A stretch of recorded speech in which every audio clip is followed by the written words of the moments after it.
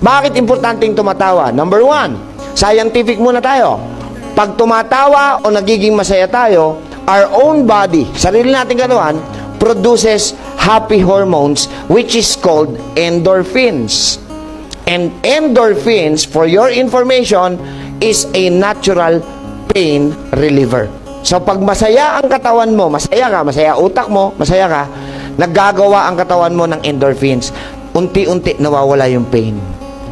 Kaya pag may masakit sa inyo, huwag kayong manonood ng drama. Naapektuhan kayo mentally and emotionally. Hindi nyo napansin, nanonood kayo ng drama, alam nyo ng artista yung gumaganap, nagagalit pa kayo sa kontrabida. Sinabi naman ng Panginoon, sabihin natin, Proverbs 17:22. Hoy, may sinabi ho kayo, narinig ko ang sabi nyo, laughter is the best. Sabi ng tao yon. Ang sabi ng Diyos, Proverbs 17:22.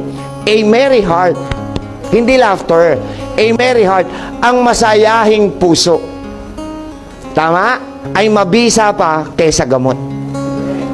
Pero ang malungkuting puso at espiritu ay nakatutuyot hanggang buto.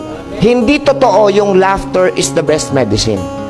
A merry heart, masayahing puso. Alam nyo kung bakit pinabubulaanan ko yung laughter is the best medicine? Sa mental hospital, araw-araw tumatawa. Wala namang gumali.